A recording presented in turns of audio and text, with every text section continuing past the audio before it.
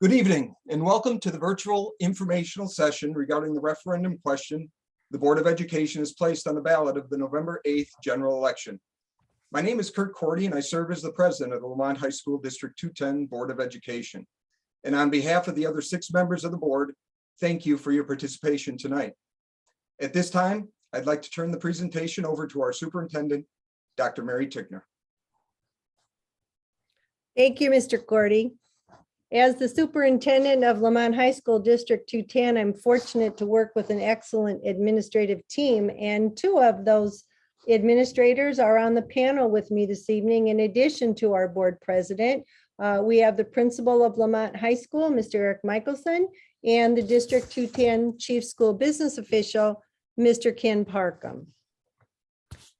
So we're here this evening because Lemont High School District 210 needs to secure funding in order to update and maintain its facilities. And the district proposes to do this by asking voters to approve an increase to the debt service extension base, something that, if approved by the voters, would not be exercised until 2028 after the district's current debt is paid off. And it would not increase taxpayers' burden for the district's debt service levy. That's a lot of information to process, so let's take a look at tonight's presentation. Here's an overview of what we're going to cover. First of all, we're going to give you some general information about Lemont High School. We're going to talk about the current tax rate of Lemont High School District 210 in both Cook and DuPage counties. We're going to provide you with some information about needed facility improvements. We're going to explain what a debt service extension base is, and we're going to talk about the impact of an increased debt service extension base on future tax levies for debt service. We'll take a look at some renderings of possible facility improvements. You'll actually see the text of the referendum question. We'll provide voting information, and we'll take questions from participants.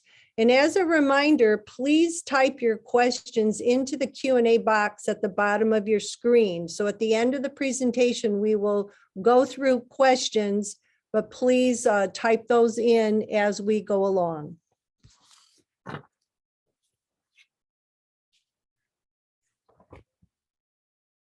So for more than 130 years, Lemont High School has served as the pride of our community with a tradition of excellence that's helped generations of students become lifelong independent learners and productive citizens. Lemont High School was established in 1890. The class of 2023 will be the 133rd graduating class of Lemont High School. Our mission remains consistent and relevant.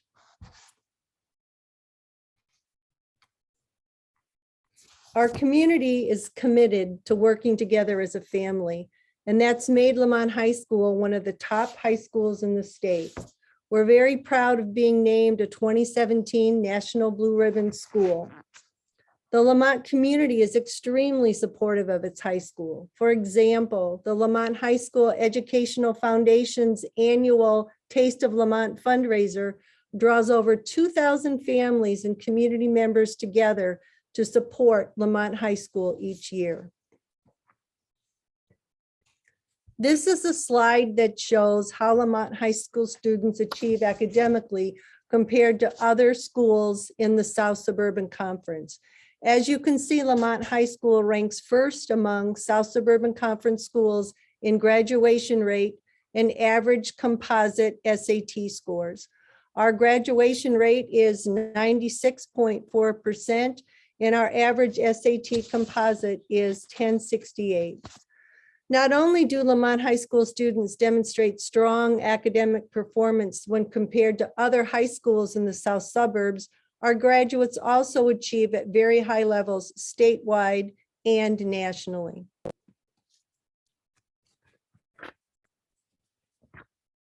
Lemont High School has earned an exemplary rating from the Illinois State Board of Education from 2018 through 2021. We are one of only 3 high schools in the country to house the Citgo Innovation Academy. We've won the South Suburban Conference President's Cup as the league's top athletic program for 11 of the past 16 years.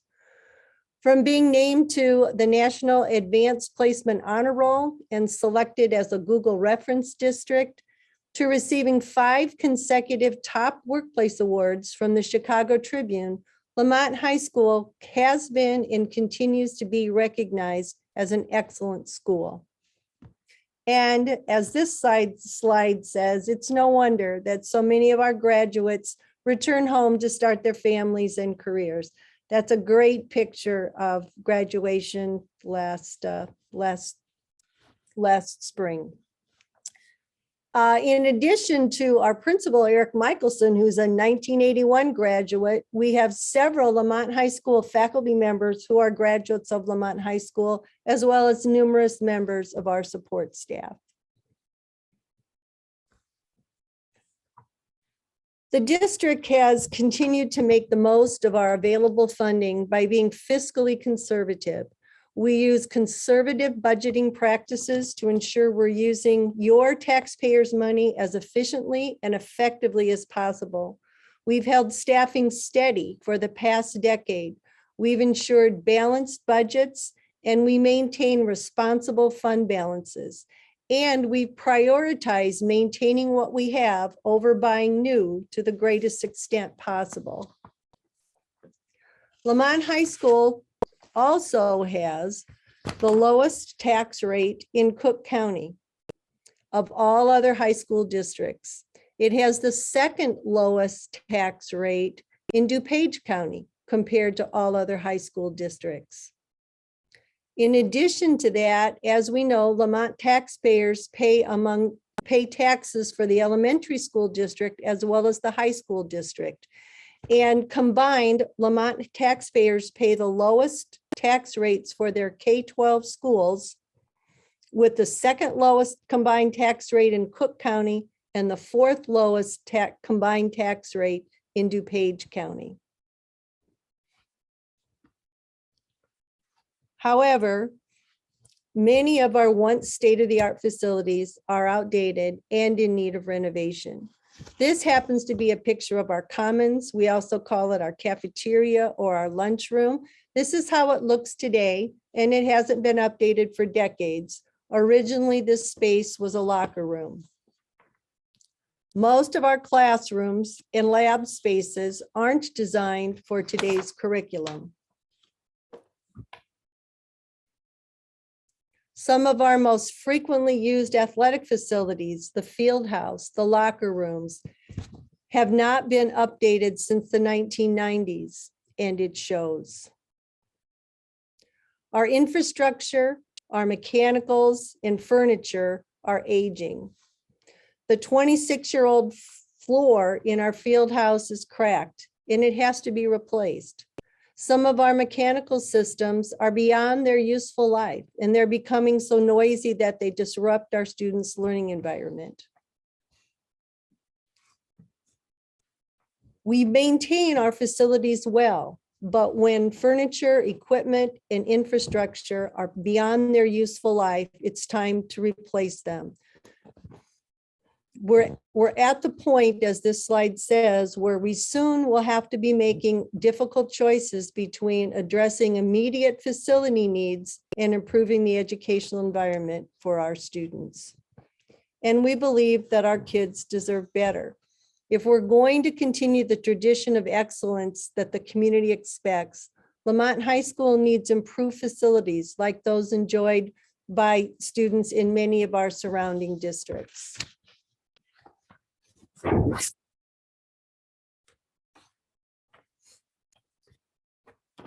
As you know, we conducted a survey in August earlier this year. We recently did this survey to gather feedback from the community about needed facility improvements. And our residents indicated that they are ready to move forward. And therefore, a referendum question will appear on the ballots on the upcoming November 8th election to increase the debt service extension base to $5 million. And we're going to explain that in a little more detail on the next few slides.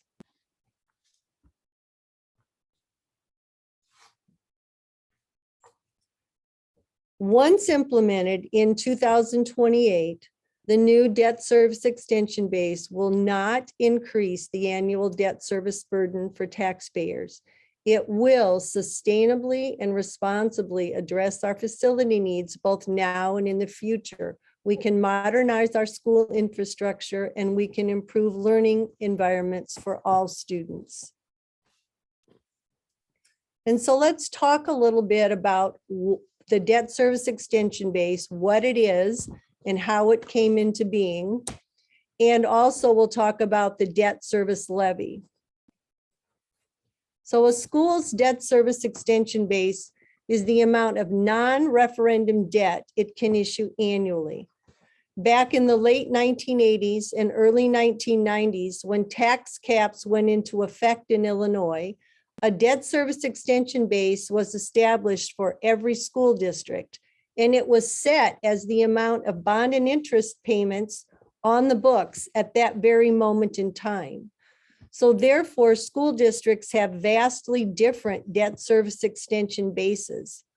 Our debt service extension base is approximately $250,000.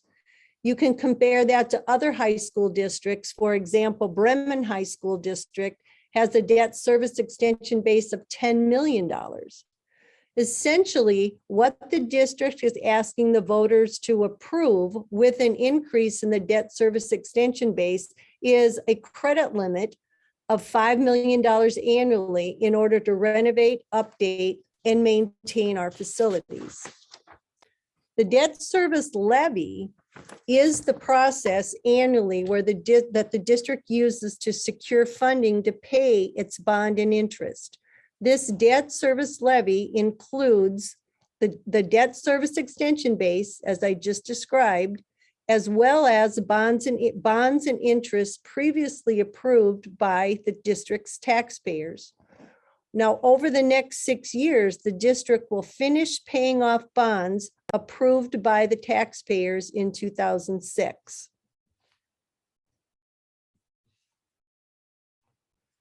Funding our needed infrastructure improvements through a debt service extension base instead of traditional bonds has really two key advantages for the district and for the taxpayers. It's a long-term funding source. It provides a sustainable solution to the district's immediate and ongoing infrastructure needs. And second, these bonds can be issued when funds are needed for specific projects rather than all at once, resulting in significant interest costs for taxpayers. And what's more, once the district completes paying off bonds in 2028 that taxpayers previously approved, this debt service extension base will not result in an increase in the tax levy for bond debt. Although it would have the ability to do so if the referendum is successful, the district will not exercise the debt service extension base increase until the 2006 bonds are fully paid. And just a reminder that the district issued $45 million in bonds in 2006. And this money was used to build the Performing Arts Center, to renovate the stadium or the football field, and it was used to build the 3-story classroom addition. Our payment from this debt from this 2006 referendum is approximately $5 million per year, and it will be paid off in July of 2028 with money from the December 2027 tax levy. So rather than ask voters to approve another large bond issuance when the 2006 bonds are paid off, the district is instead asking voters to approve increasing our debt service extension base to $5 million per year. Although it would have the ability to, again, to do so immediately if the referendum is successful, the district will not exercise its debt service extension base until, as we said, the 2006 bonds are paid off. The next slide is a graph it's a graphical description of what this debt service increase would look like on future tax levies. So if you take a look at this graph, it shows the district's current debt service levy. Again, that's how much the district currently pays for bond and interest payments on the 2006 bonds. That's the red portion of the bars. And it also shows the bond and interest payments on non-referendum bonds issued by the district under its current debt service extension base, as I said, was approximately $250,000. That's the blue portion of the bars. And you can see that the final payment on the 2006 bars is in 2027, and it's approximately $5 million. It's actually $5,333,000 and some change, to be exact. So what the district is asking voters to approve would graphically look like blue bars beginning in 2028 up to the horizontal black $5 million line.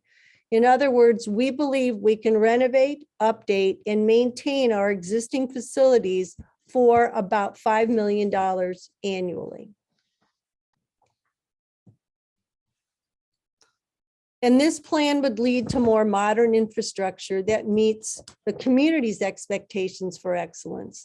The district would be able to address immediate infrastructure and mechanical needs throughout our aging school building, including things like roofs, electrical systems, plumbing, air conditioning, chillers, floors, and paving. We would also be able to address larger capital needs, and we would be returning to the state-of-the-art facilities that our students, our teachers, and our community expects. The plan would also provide for improved learning environments for all of our students. We'd be able to renovate our labs and dedicated music spaces. We'd update science classrooms. We'd expand STEM, science, technology, education, and math spaces. We'd optimize hands-on learning in those areas.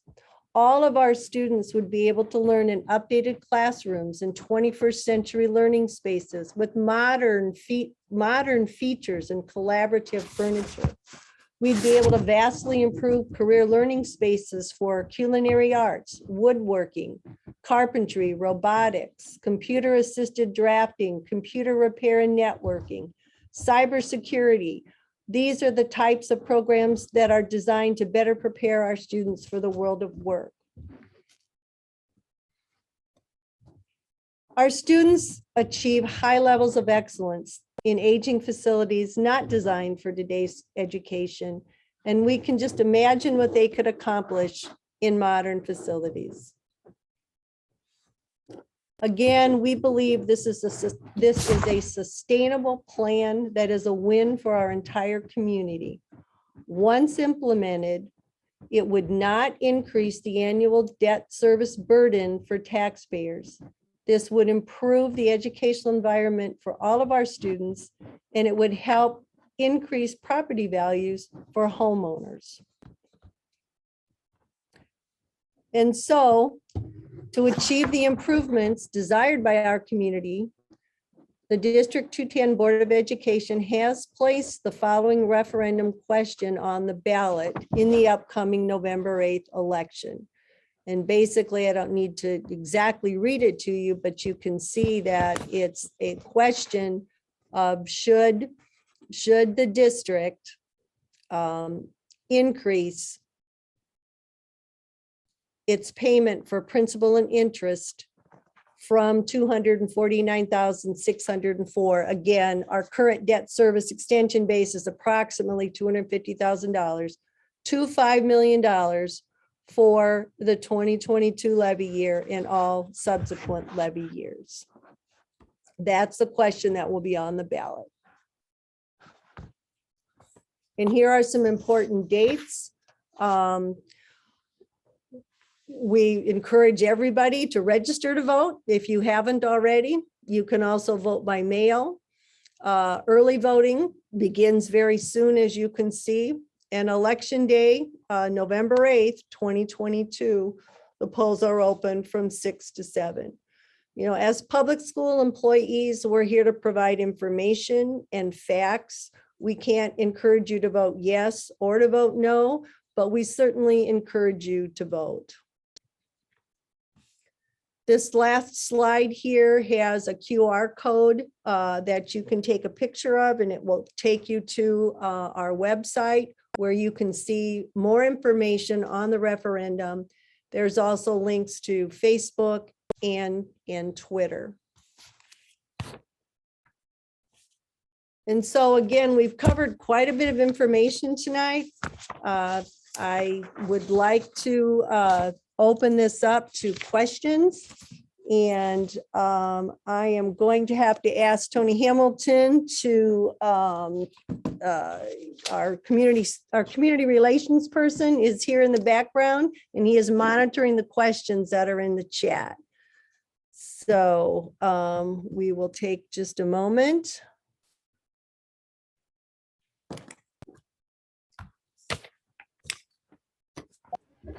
Mary, give me 1 second. I'm just adding a couple of things in here, and we'll have the questions for you in 1 second. Okay.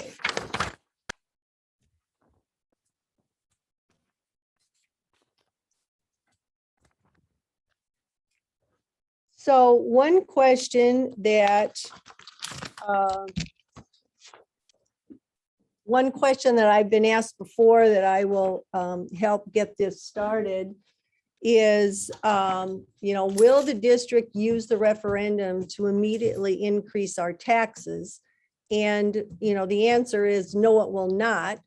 If the referendum is successful, the district would have the ability to increase the debt service extension base to 5 million, beginning with the 2022 levy year. However, at its October meeting, the Board of Education will consider a resolution that will prohibit the district from exercising this debt service base increase until the current bond debt is retired. Once again, its final scheduled bond and interest payment on the 2006 referendum bonds will be paid in 2028 with taxes from the 2027 debt service levy.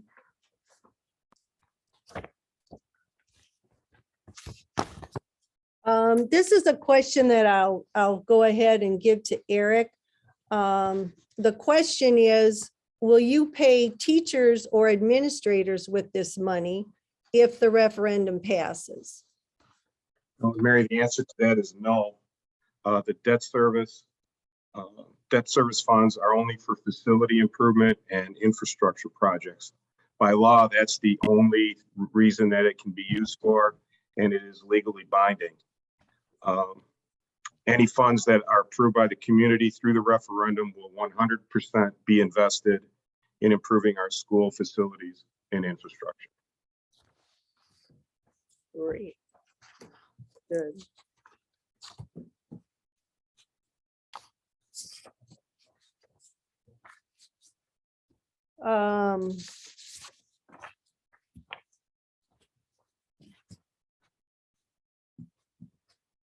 Just to clarify, Ken, I'll give you this question again. What is the debt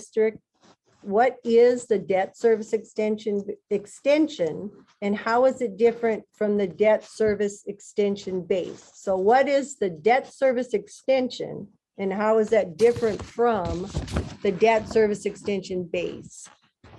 Sure, those are two distinct differences. The district's debt service levy is an annual request for funding and is comprised of two components: scheduled bond and interest payments on bonds issued within its debt service extension base, and scheduled bond and interest payments on bonds that previously had been approved by district taxpayers.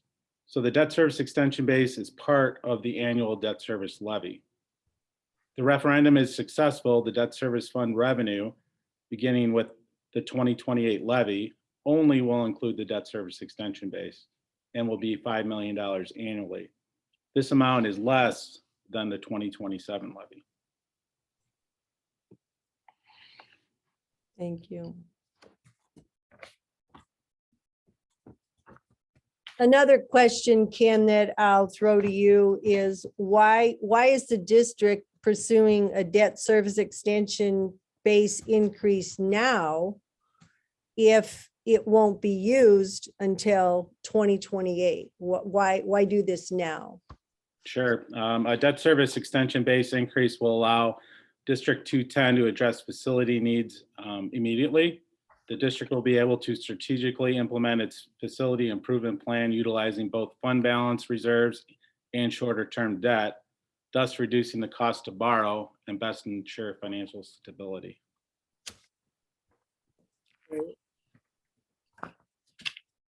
And we're monitoring some other questions here.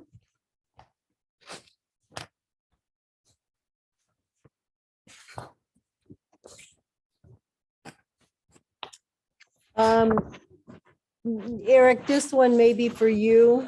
I don't have any students at Lemont High School, so why should I support this? Having a high quality high school benefits everyone. The high school helps to improve quality of life. It also will improve property values. Parents of current grade school or middle school students will see their children at Lemont High School. And we have many of our graduates that come back to live in the community. It's a great investment for our future as a community, as well as an investment in our school. Thank you. And I think we've got a few more questions coming here. One question is, will there be an open house opportunity for the community to see the current state of the facilities? And I'll take that. The answer is yes, there will. We're going to have an in-person referendum informational presentation on Tuesday, October 25th at 7 p.m. We're going to conduct that initial presentation in the Commons, our cafeteria, and we'll visit locations in the building. And there's no need to RSVP in advance for that event. We did have a question about will there be no legal prohibition to issuing additional bonds before 2028? So as we had said before, if the referendum passes, the district could utilize its increased debt service extension base at that time. However, the district pledges not to do that and will consider a resolution at its October meeting stating that. And it will specifically say that this resolution will prohibit the district from exercising its ability to increase its debt service extension base until its current bond debt is retired. And again, the final scheduled bond and interest payment on the 2006 referendum bonds will be paid in 2028, in July of 2028, with proceeds from the December 2027 levy. That's very important.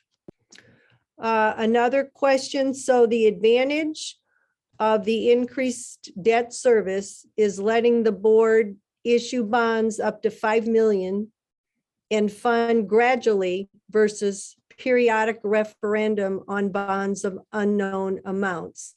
So yes, that's actually it, in a nutshell. Again, rather than issuing 45 or 50 or $60 million worth of bonds all at once, and then once those bonds are issued, that money has to be spent and used in a short amount of time. And we all know what's going on in today's world with supply chain issues and construction costs. And by being able to focus on a project or two at a time, and issue, if there's a $5 million project, you issue the $5 million of bonds, you pay them off, you move on to the next project. Or if it's a $10 million project, you issue $5 million worth of bonds for 2 years in a row, you pay those bonds off, start on the next project. So it really does allow us to planfully do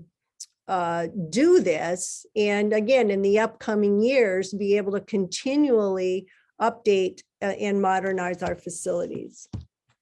Another question came in. So from the graph, let's see. And so from the graph, will we not get to upgrade Lemont High School facilities until 2028? Or will we use 5 million each year from now into the future? So that's a good question, and it's kind of related to the question about, well, why do you want the debt service extension base referendum question now if you're not going to use it until 2028? And really know if the referendum is successful and the district knows it has a $5 million revenue source each year, then the district can look at utilizing some of its fund balance, some of its savings to, yes, start on some projects sooner than 2028. Again, just like you manage your home, you don't drain your savings if you don't know that you have another revenue source, to replenish those savings. And so the answer is no, we wouldn't wait until 2028 to begin upgrading the facilities. If this passes, then we would, immediately engage with our architects and our faculty and our community to fine tune the plan of how we go forward. Another question. So if passed, when would renovations start? I'll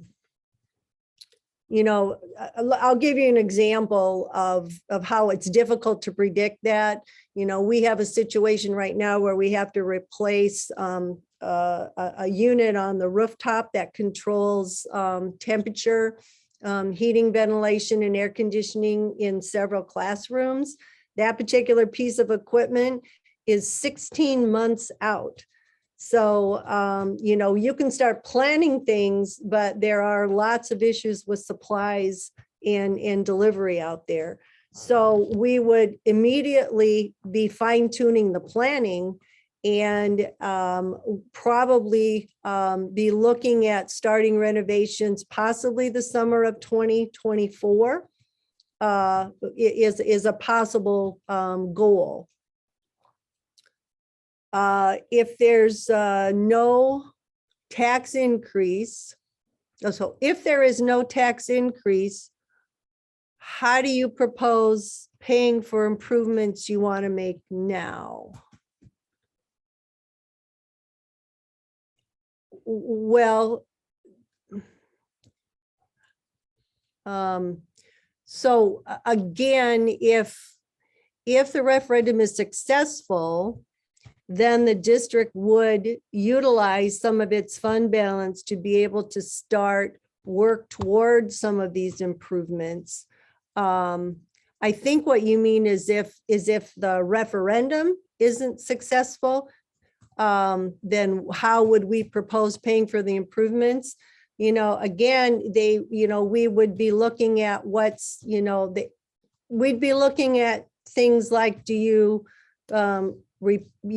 fix a roof or do you renovate a classroom? You're probably going to fix a roof. You're going to have to make that choice between, really maintaining infrastructure versus improving the educational environment for students. Another question about what project improvements will be completed first. And I might ask Ken to help me on this a little bit. If the referendum passes, then, we know that there's several improvements we want to make.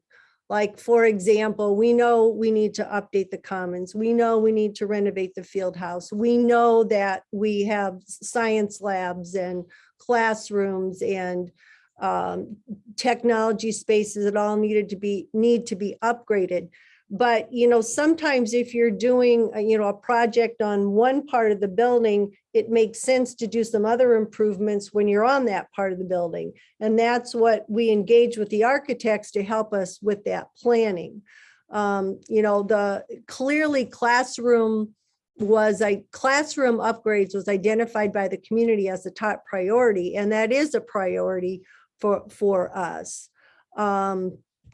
But we have to look at how we can do things in an economical and responsible way as well. So I don't know, Ken, if you wanted to add any more on that.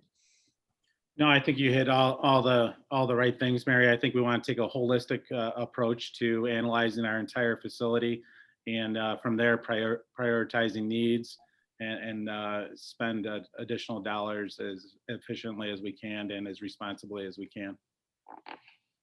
Okay. Next question, will our property taxes rise if this passes? So again, it would be difficult for me to sit here and say, no one can ever predict the future, and no one can say with 100% certainty, your taxes will never go up. But what we are talking about with this referendum is the portion of your taxes that goes towards paying bonds and interest. And so what we are saying is that portion of your tax bill will stay flat at $5 million. Again, if the referendum is successful, and beginning with the 2028 levy year, then that portion of the tax bill, we call that the debt service portion of the levy, would stay flat.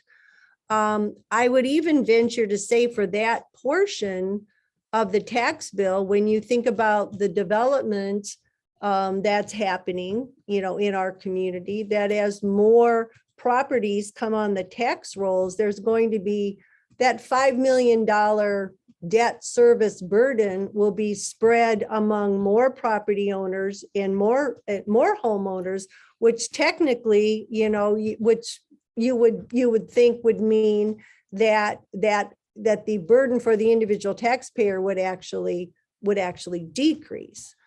But again, no one can predict the future.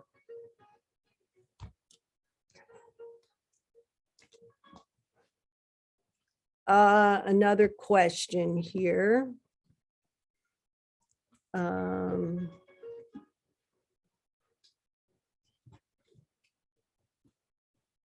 Let's see.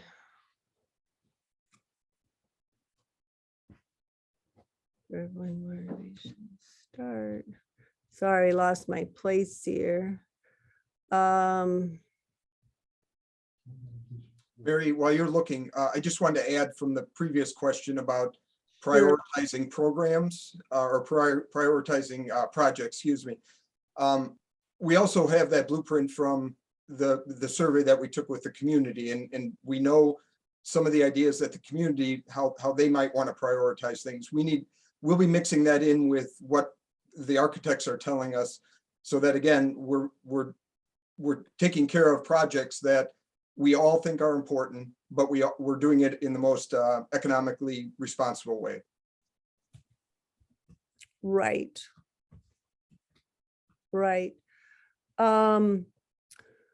We have a question about this. All seems rather rushed. You first started talking about this with the survey in early August, and you got it added to the ballot at the end of August. Why are you not allowing us more time to carefully consider this proposal? Well, when the results of the survey came in very positive and, indicated that there was support, for this, that really drove the board's decision to go forth and put this question on the ballot. we are doing multiple presentations, not only presentations like this, but we are speaking to numerous community groups throughout the district. The mailings, the information on the website. I believe that people are, certainly are aware, and we think that, the time is right to be able to attempt to secure this funding, again, because there are, the facilities need to be updated. That's just all there is to it. And, we need to secure the funding to do that. Let's see, another question here.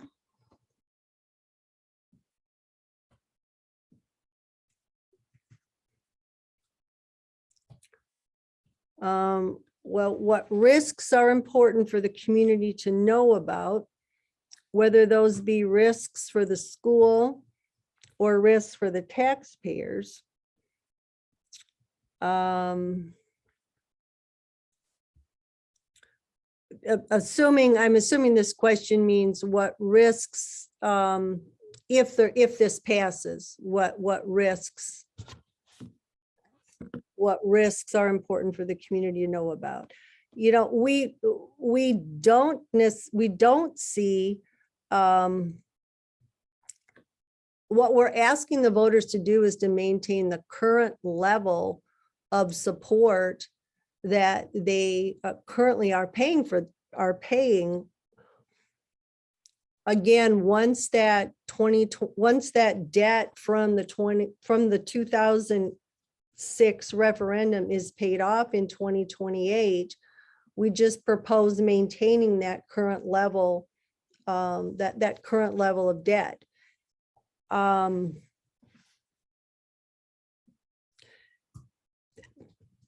guess if this doesn't pass, the risks are that, as we stated before, the things like the educational environment, the classrooms, the facilities that our students eat lunch in every day, the field house, which is used by our community, those things will have to take a back seat to infrastructure, like we talked about, roofs, HVAC, air conditioning, those types of things. A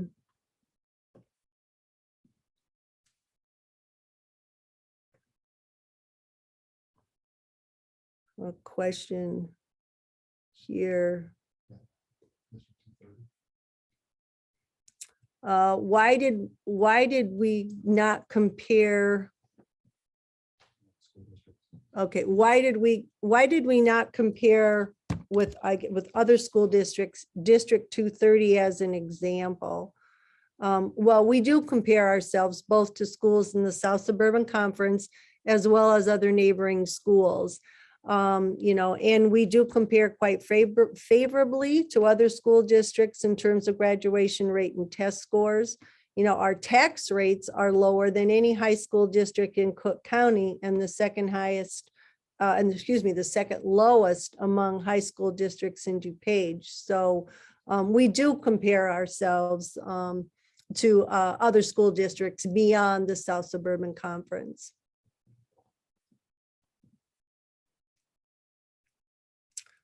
Here's a question. What would be the impact to our taxes if the referendum does not pass, specifically in home value? And so we do have, let me find that information.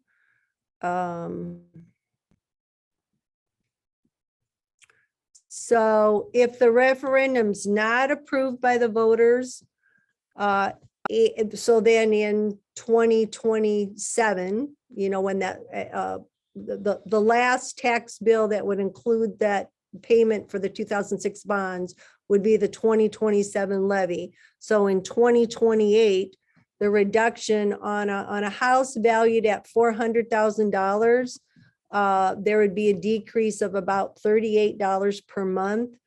about $1.25 a day.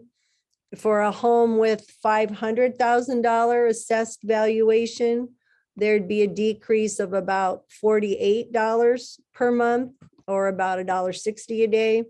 And for, say, a $600,000 home, again, we're talking assessed value, there'd be a decrease of approximately $58 a month, or about $2 a day. So, again, through this referendum, what we're asking our taxpayers is to maintain the support that they're currently providing the school district now. Again, it would allow us to provide the best environment for our students, and make available to them the resources that will help them, have the greatest chance of success for the next steps in their lives. Another question is Lamont working with one architecture firm specifically for all of the improvements, or will proposals be requested for each project? We will work with DLA Architects. That is the firm that the district works with, and they will be the architects involved in this project. Ken, maybe I'll just throw to you just maybe a little more detail. The rest of this question is, will proposals be requested for each project as it comes up? And maybe you could talk a little bit about how, we do go out to bid, and proposals are, from vendors are reviewed and analyzed, and vendors are selected. If you'd want to talk just briefly about that. Yeah, per Illinois school code, any construction project that's greater than $50,000 has to go out to competitive bid. And that's when we work with architects and engineers to put a bid out for a specific project. Illinois school code also requires that school districts take the lowest responsible bidder. And that's what we work with architects and engineers on, selecting those appropriate general contractors to do the projects that we specifically asked for. Yeah, thank you.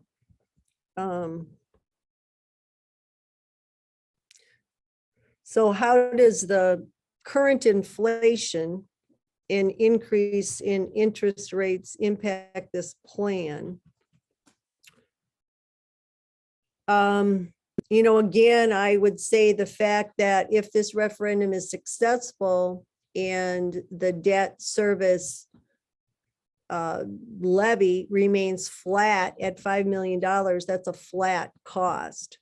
And again, distributed among the taxpayers in the district. So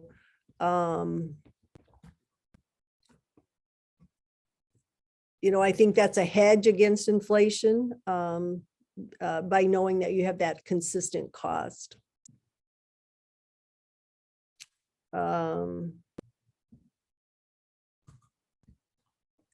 Just going through some other questions here.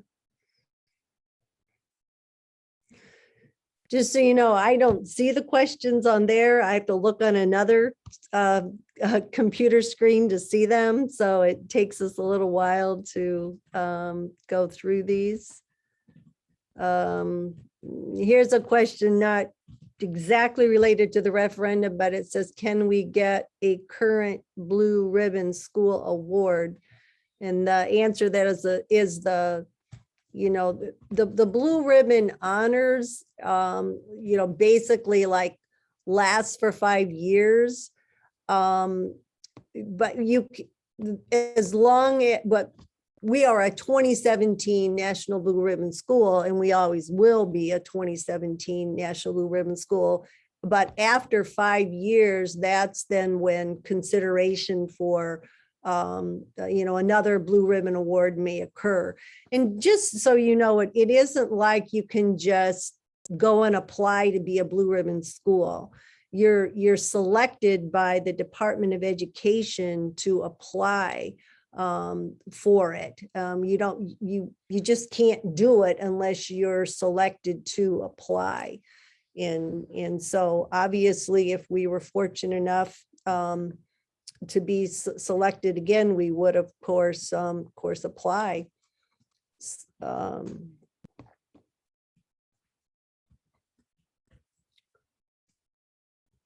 Let's see.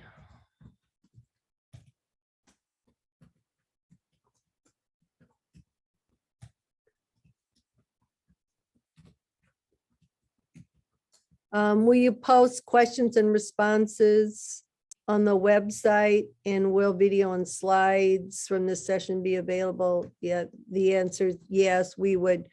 We expect that we're going to be able to post a recording of the presentation. And we do have a series of frequently asked questions on our website, and we continue to update that page.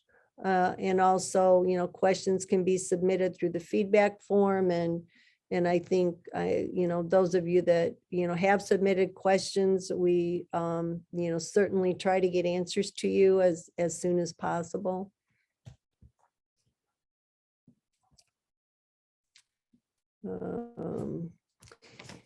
Another question that I had from previous presentations that we've done in the community is, given the developments, the Glen Eagles and other developments and the potential increase in enrollment, does this plan accommodate that or consider that? And I think it's good for us to know that after the 3-story classroom addition was completed following the 2006 referendum, the capacity of Lemont High School is 2,000 students. We're currently at, what's our enrollment, Mr. Michelson? Just under 14. Right around 1,350, a little under 1,400. Okay, so 1,350, just a little under 1,400 students. So, we do have the capacity to accommodate growth, in the building. And again, if the referendum passes and with, that ability to be able to use $5 million a year to continue to upgrade, renovate, as needed, we believe that we can accommodate that growth.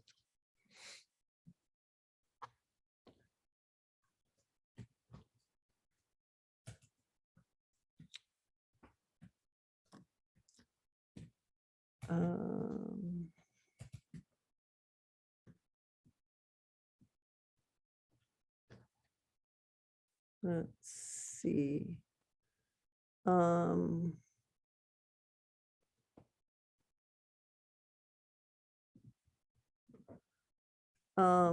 are the other presentations to the community that you reference?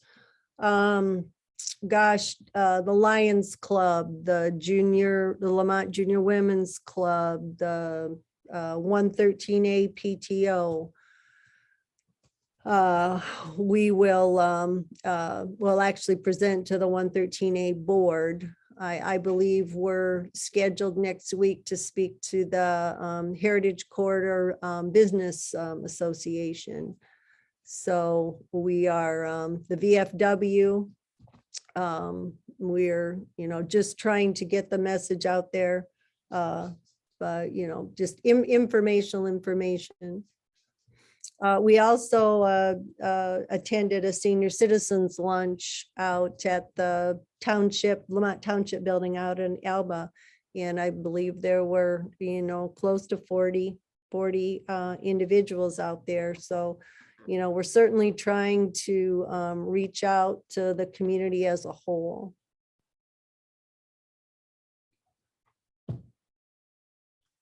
We have another question here.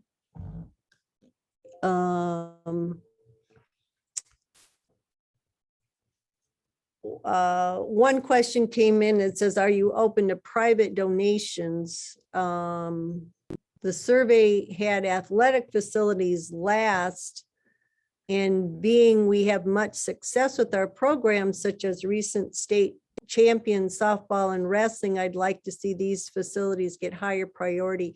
That's really a good question. And I want to clarify, there was community support for all of the projects, proposed projects that were in the survey. Some had greater support than others, but there was community support for basically all the projects that were proposed. Again, as we said, classrooms and labs were clearly first, and but it doesn't mean that the athletic facilities aren't something that would be considered. So, of course, private donations certainly are accepted, but, that wouldn't be, if the debt service extension base increase question is approved by the voters in due time, through again, an organized, planned, and, an economically sensible way, we will be able to continually upgrade and maintain our facilities, including classrooms and athletic facilities. It's just, it isn't all going to happen at once. It will happen over time, but knowing that we have that funding to do it, allows us to, to go for it.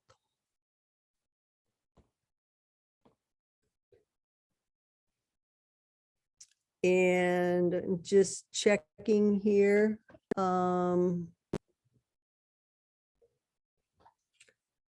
Well, I have a question about what is the amount of our current fund balance.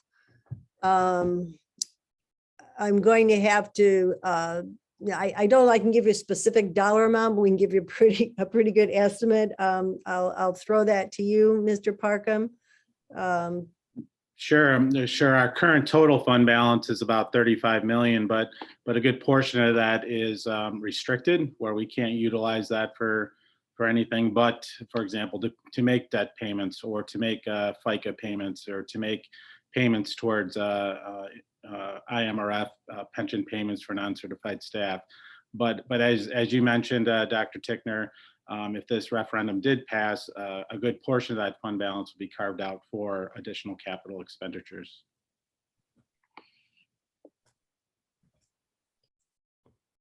Thank you.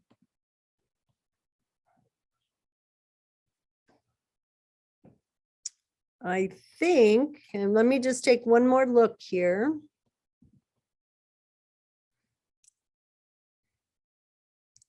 And I will tell you, this is the first time we've managed a public presentation with questions coming in and trying to answer them and not leave anybody out. So if we did unintentionally leave you out, we are still happy to answer your question.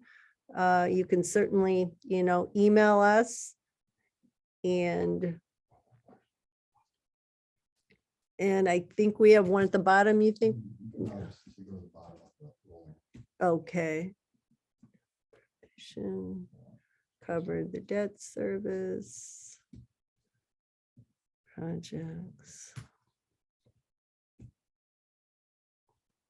Or if we, didn't give you a complete enough answer to your question, be happy to have a conversation. Continue.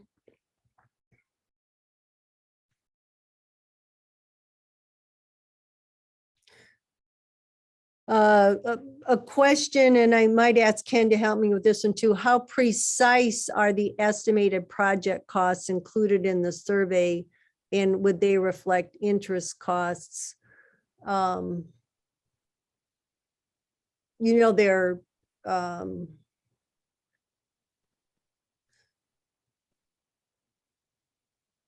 certainly, ballpark figures. No one no one would have thought the cost of things would have risen the way that they have recently. So, I mean, it's, until you actually put a project out to bid, then you know the exact cost, but we work with an experienced architect firm that has a lot of experience in estimating these costs, and they know our facilities well. So these are certainly realistic costs, but I wouldn't say they were precise, down to the dollar. That just doesn't happen until you actually start, getting the bids in for the work that has to be done. They were, I would say that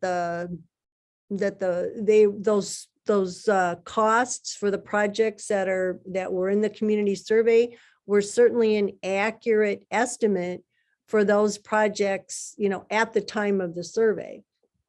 And so, that's, I don't know, Mr. Parkham, if you had anything else to add to that?